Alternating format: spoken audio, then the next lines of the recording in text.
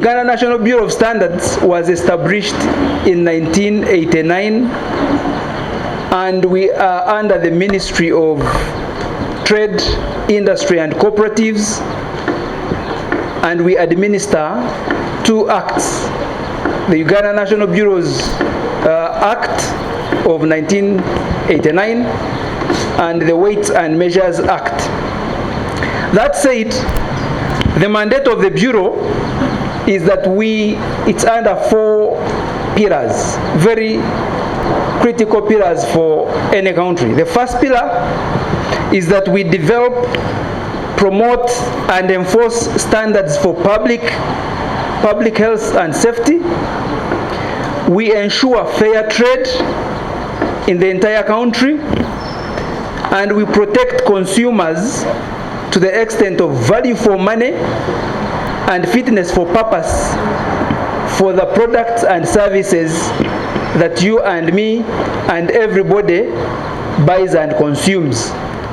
Today, to that particular aspect, we are talking about cement.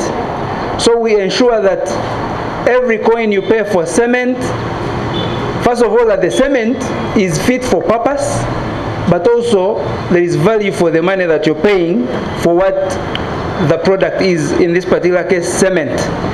The local enterprises and therefore products are competitive both within our local market, but also in the wider regional market and beyond, especially today when globalization is real. What does that mean?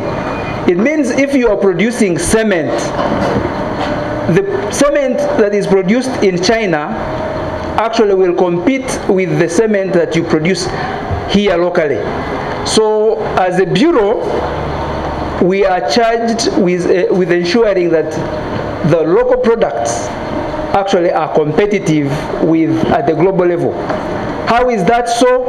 It's because standards are not just local, they are international. A standard for cement here is the same standard as cement manufactured in China, Europe, and if you follow and work with UNBS, that makes the products we produce locally competitive both on the local market, but also in the wider regional and global markets.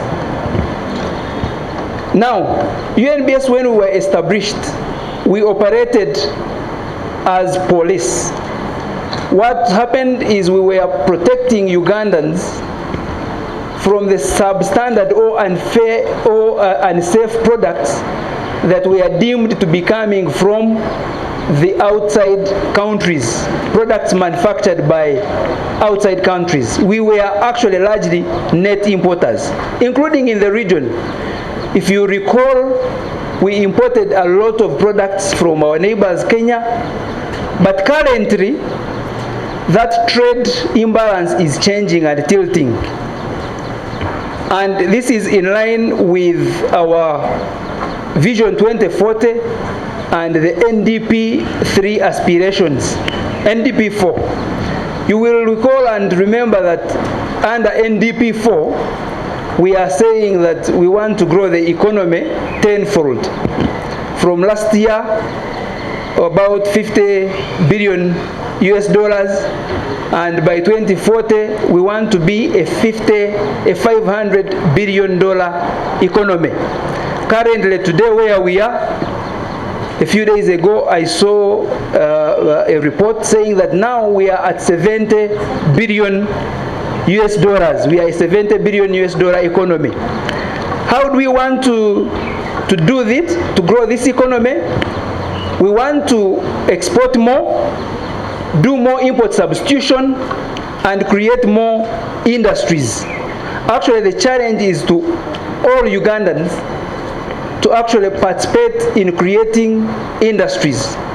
And this, if you go by the Japanese approach, these are what we call cottage industries, where every home makes a product and puts it on the market. Here we are calling them micro enterprises. Now, in that aspiration of national development, and in trying for UNBS to align with that aspiration, At UNBS now we are saying we are in the business of growing quality enterprises. So if I can give you a few statistics, about 7 years ago, that's about in the financial year 2018-19, UNBS certified 201 enterprises. That's about 7 or so years ago. And we've been at it, and just last financial year, which ended this June, records showed that we had certified about 2,500 SMEs, small and micro enterprises. And the year previous, 24-25, we had certified 1,700. So in a space of 1 year, we were able as UNBS to certify, or the growth of the certification of enterprises was at 47%. So, and that's why we are saying that UNBS, we are in the business of growing enterprises. And that is the only way we are going to realize the tenfold growth strategy. Equally, I want to note that we have also improved immensely, because also about 7 or so years we undertook a study, and we found that about 54% of our products on our market were meeting the standards that we required. Just at the close of last financial year, our laboratory report shows that has improved, and currently 81% of the products that we tested in the financial year met the standards for public safety and quality requirements, and so that shows significant progress in trying to meet our mandate of protecting Ugandans against substandard goods. Now, ladies and gentlemen, I want to emphasize that issues of quality standards cannot be done by just one agency of government or one individual. It is going to be a concerted effort of all Ugandans, all state and non-state actors, to begin a journey of building what at the UNBS we are calling, we want to build the national quality culture, where the consumers demand and check for quality, but also the producers are intentional on making and meeting quality and safety standards. So we will be going to all the churches, the mosques, to speak about quality and how quality is critical for all economic development. You will believe with me, those who have been following industrial developments, global, what we are calling developed economies actually thrive on quality. If you get a product from Europe, call it German,